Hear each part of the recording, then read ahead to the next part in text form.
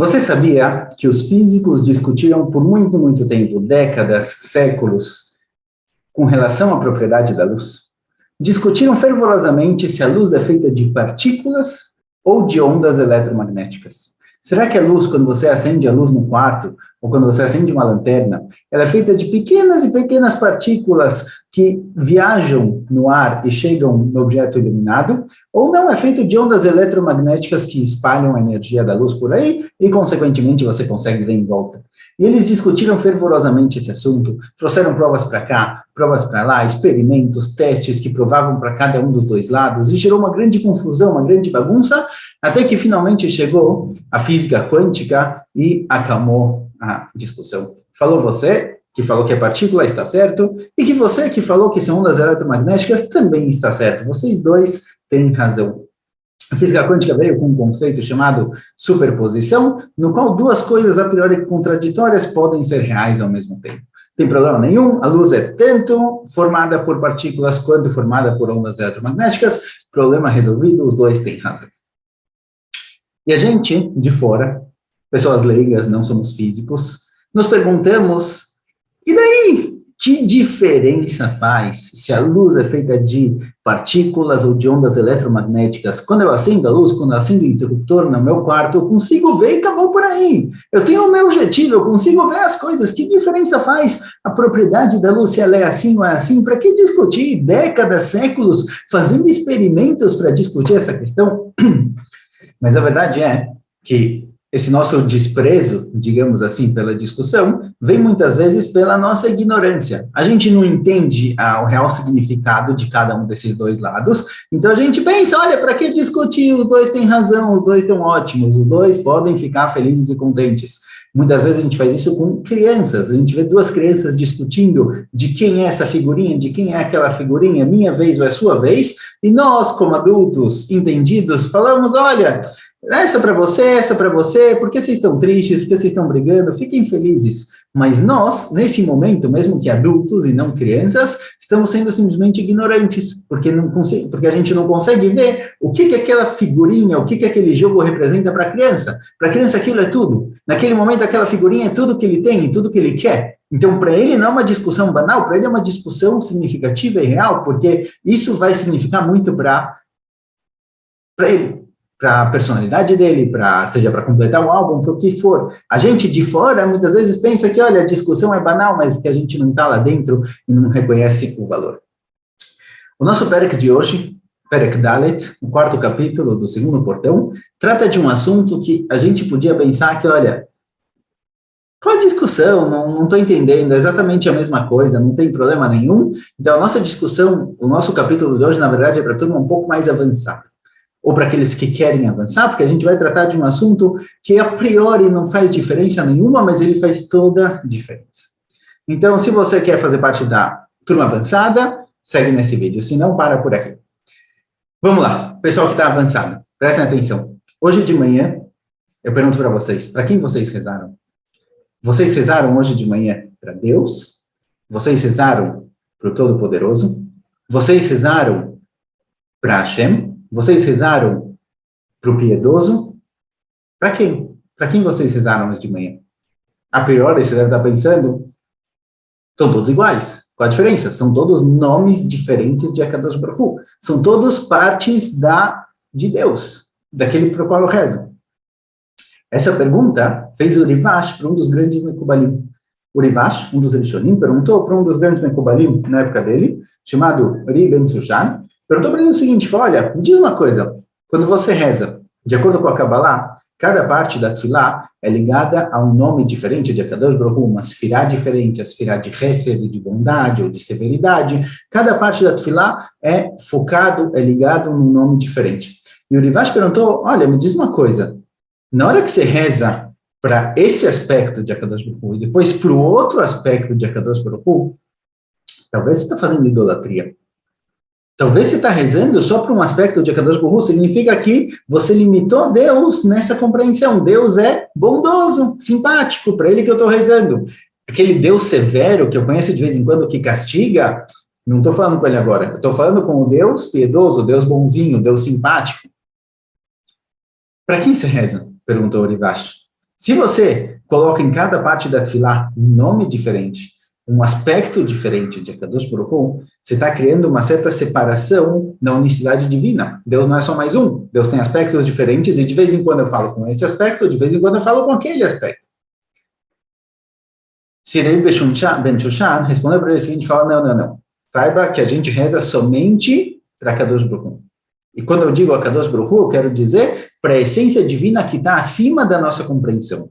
Mas, embora ele seja o foco da minha tefilá, na hora que eu rezo, eu peço para que cada aspecto específico de Akadosh Baruch Hu haja de acordo com o que aquela divindade lá atrás, mais shorshit, mais essencial, definiu. Então, ele traz uma chave, ele traz, por exemplo, vamos entender melhor, vai ficar claro. Espera. Ele traz um exemplo, ele fala o seguinte, se, por exemplo, eu preciso ter um julgamento, eu preciso ser julgado por alguma questão, tive algum problema com o imposto, e eu quero a ajuda do rei. Eu falo para o rei, olha, eu estou com esse problema de imposto, eu quero realmente decidir o que está certo, o que está errado, o que eu faço. O rei vai me falar, olha, vai no tribunal, os juízes vão te julgar. Se eu tenho algum outro problema, eu chego para o rei e falo, olha, rei, eu estou com muita dificuldade, eu estou precisando de uma ajuda, uma ajuda financeira por um tempo, o rei vai falar, tá bom, vai com o tesoureiro, ele vai te ajudar. Será que quem me ajudou nos meus problemas foi o juiz e o tesoureiro? Não, quem me ajudou foi o rei, mas o rei passou para frente a responsabilidade por cada uma das partes. Ele passou para o juiz a responsabilidade de julgar, ele passou para o tesoureiro a responsabilidade de dar presentes. Mas, no fundo, eu estou sempre rezando para o rei, sempre rezando para Akadosh Baruch Hu. E nós de fora podemos pensar que diferença faz. Eu estou rezando para Akadosh Baruch Hu. Que diferença faz se eu estou rezando para Akadosh Baruch Hu na Sfirá de Chesed, na Sfirá de Malchut, na Sfirá de Gvurá, na Sfirá de Tiferet? Se eu estou rezando para Deus, para o Todo-Poderoso, para Elohim, para Hashem, para Akadosh Baruch Hu, que diferença faz? Eu estou rezando para Akadosh Baruch Hu, para Ele mesmo. Então, poderíamos pensar que realmente não tem dúvida nenhuma, é tudo Deus, é tudo a mesma coisa, para quê? Para que discutir? Qual a questão, qual o ponto desse nosso capítulo? Mas o Nefesh HaChaim fez questão de falar de que quando a gente reza para Kadosh Baruch Hu, e o nosso portão inteiro está falando sobre a Tefilá, quando a gente reza para Kadosh Baruch Hu, a gente está rezando para aquele que a gente não consegue compreender, para o Shoresh, para a essência de Kadosh Baruch Hu. No Perek passado, no terceiro Perek, a gente viu que na nossa Brachá, temos a linguagem de Akadosh Baruch Hu em segunda e em terceira pessoa. Você, e depois falamos sobre aquele. Quando a gente reza para aquele que é incompreensível, que está além da nossa compreensão, que é a fonte de toda a divindade que existe no mundo. Isso, o Nefesh HaChaim faz questão de deixar bem claro, que quando você reza para fonte de toda a vida. Você não reza nem para Elohim, você não reza para Yud-Kei Vav-Kei, você não reza para Amonai, para Ked Shakai, para nenhum desses nomes de Akadosh Baruch Hu. Você reza para a fonte de todos esses nomes.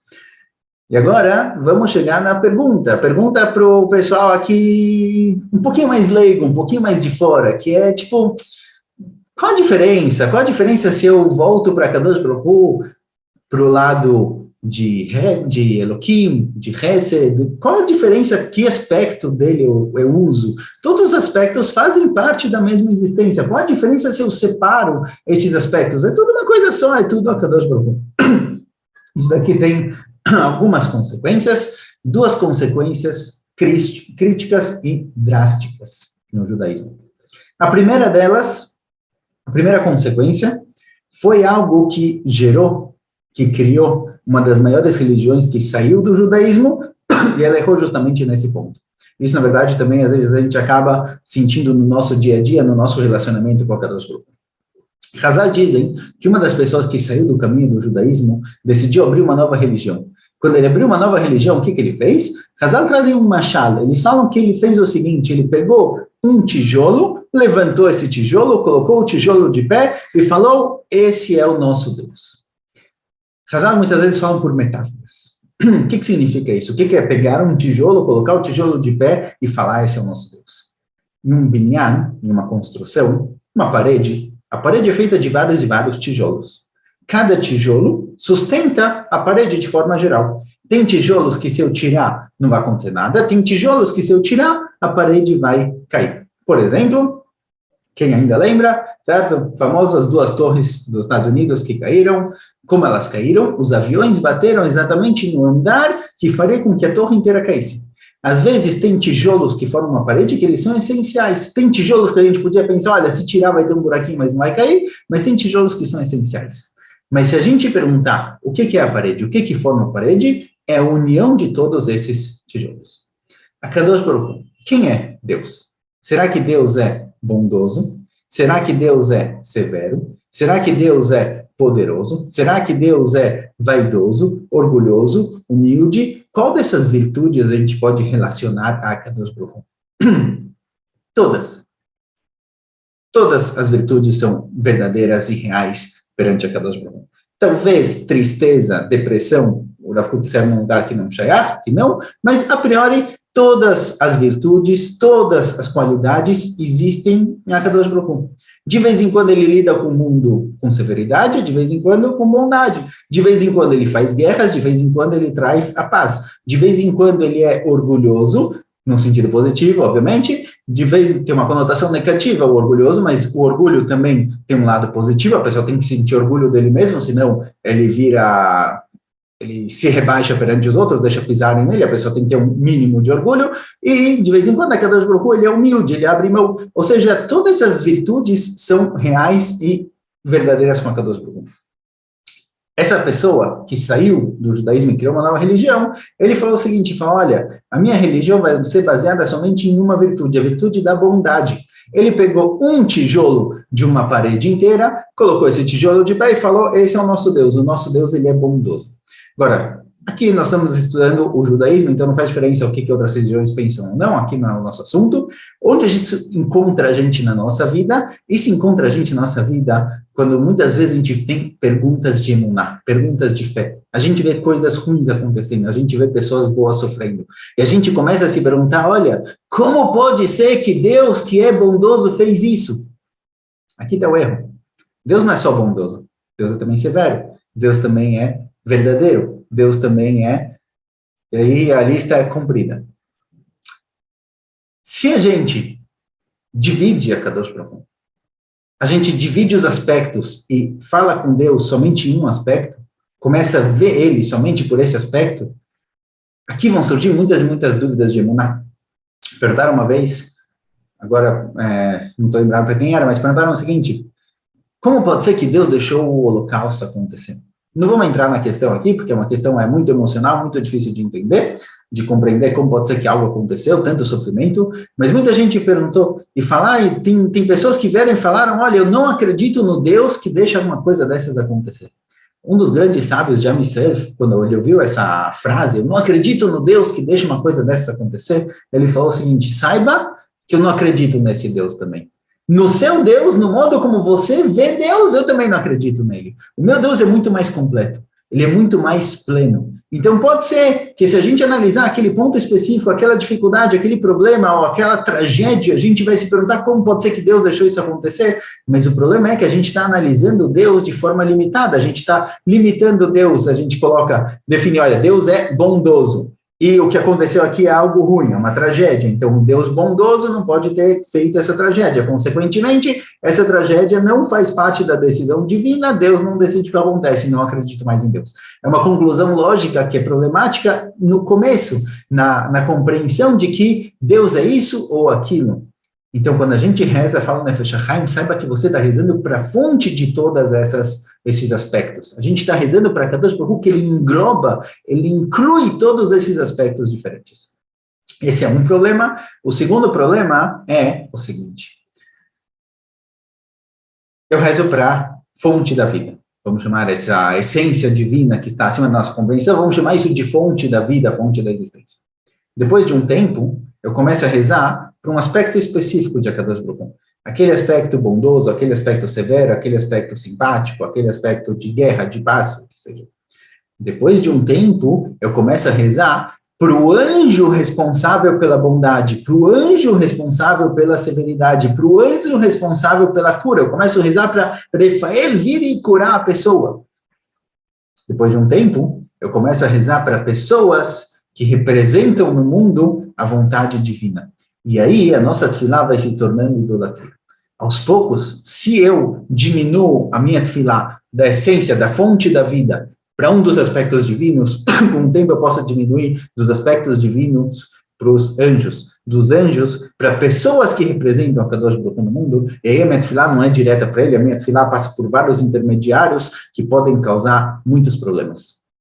Aqui fala Nefesh HaChaim que a nossa tefilá, ela é diretamente para a fonte da vida. Você não fala com pessoas, você não fala com anjos, você não fala nem com aspectos divinos. Você trata diretamente com a fonte de toda a vida, é para lá que vai a nossa tefilá. Então, esse nosso perek é um pouco mais complicado, ele trata de um conceito muito mais abstrato, difícil de compreender. Falar que Deus não é Deus é um pouco complicado, porque a priori Deus, piedoso, bondoso, todo-poderoso é tudo uma coisa só. Mas isso são aspectos diferentes, e a gente tem que ter sempre a consciência, a noção de que a nossa tefilá está acima de tudo isso. A gente reza para a fonte de todos esses aspectos. E se a gente separar isso, se a gente separar cada dois em aspectos diferentes e rezar para um deles, isso pode causar, primeiro, problemas de idolatria, começar a achar que, olha, Deus é somente assim ou somente assim, e tudo que acontece fora disso está errado. Se Deus tem que ser piedoso, então tem que ser piedoso, e tudo que acontece sem a piedade, ao meu ver, não foi de Akadosh Baruch Hu. Então, eu crio uma concepção de idolatria, de que